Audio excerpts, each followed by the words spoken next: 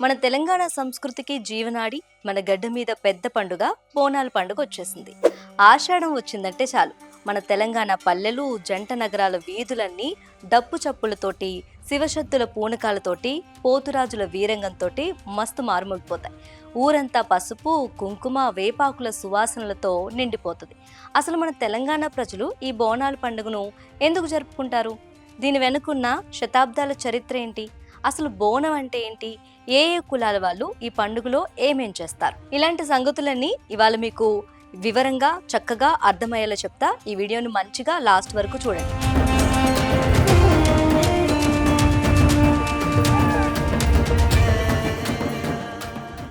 ముందు అసలు బోనం అంటే ఏంటో తెలుసుకుందాం. ప్రకృతి శక్తిని అమ్మ తల్లిగా కొలిచే గొప్ప సంస్కృతి మనది. ఆ అమ్మోరికి భక్తితో సమర్పించే నైవేద్యమే బోనం అంటే. ఈ బోనం అనే పదం సంస్కృతంలోని భోజనం అనే పదం నుండి వచ్చింది. ఈ పండుగ పూట ఆడపడుచులంతా కొత్త ఇత్తడి పాత్రలో గాని మట్టి కుండలో గాని శుచిగా శుభ్రంగా బియ్యం పాలు బెల్లం వేసి పరమాన్నం వండుతారు. ఆ కుండకు పసుపు రాసి తెల్లటి సున్నం బియ్యపు పిండితో కుంకుమ బొట్లు పెట్టి అందంగా ముస్తాబ్ చేస్తారు. ఆ కుండకి పచ్చటి వేపాకులు కట్టి దానిపైన ఒక ప్రమిద పెట్టి దీపం వెలిగిస్తారు. ఇలా మంచిగా ముస్తాబు చేసిన బోనాన్ని ఆడపడుచులంతా తలలపై పెట్టుకొని డప్పులు దరువులకు తగ్గట్లుగా అడుగులు వేసుకుంటూ గుళ్ళకు తీసుకెళ్తారు.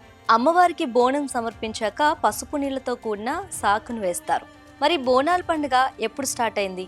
దీని చరిత్ర ఏంటి అని చాలా మందికి డౌట్ ఉండొచ్చు.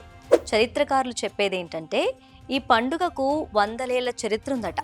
కాకతీయుల కాలం నుంచే ఈ బోనాల సాంప్రదాయం ఉందని, ప్రతాపరుద్రుడు అనేటి రాజు ఈ బోనాల పండుగను మొదలు చేసినట్లు చెప్తారు పెద్దోళ్ళు. ఆ రోజుల్లో కాకతీయ దేవత ఎదుట అన్నాన్ని పెద్ద కుంభంలా పోసి అమ్మవారిని కొలిచేటోళ్ళట. ఇక రాను రాను అదే ఆచారం కొత్త కొత్త రంగులు పులుముకొని ఈరోజు మనం జరుపుకునే బోనాల పండుగ లెక్క మారింది. ఇంకో పౌరాణిక కథను బట్టి ఏం చెప్తారంటే ఆషాఢ మాసంలో మహాకాళీదేవి తన పుట్టింటికి వస్తుందట. మన ఇంటి ఆడపిల్ల పుట్టింటికొస్తే ఎంత ఆనందపడతాం. అందుకే భక్తులంతా అమ్మవారిని తమ సొంత కూతురిలా భావించి ప్రేమతో వండిన బోనాన్ని నైవేద్యంగా పెడతారు.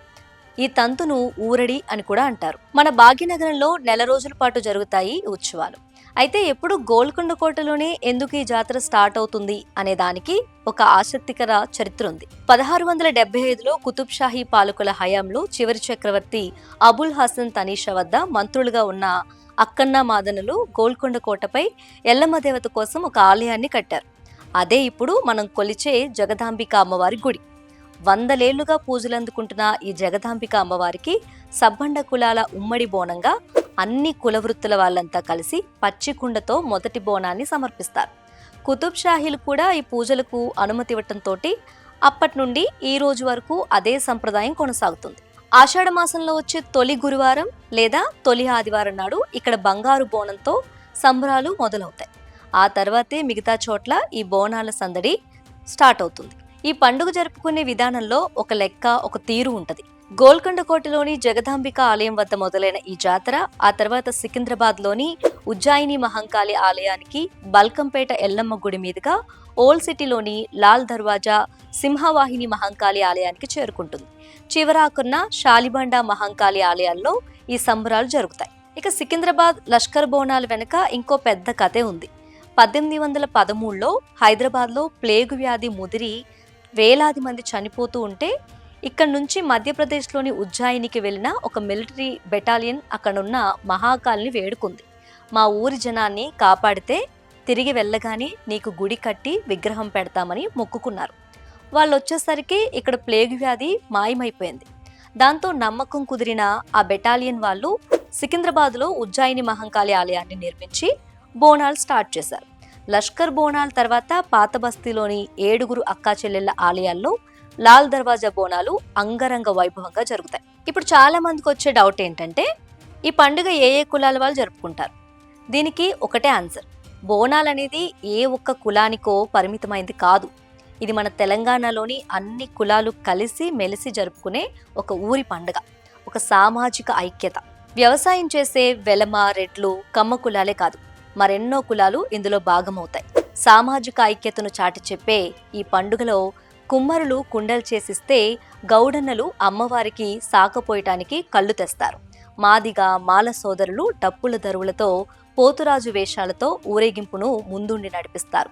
చాకలి మంగలి వాళ్ళు ఊరడి బలుడు ఆచారాలలో పాల్గొంటారు.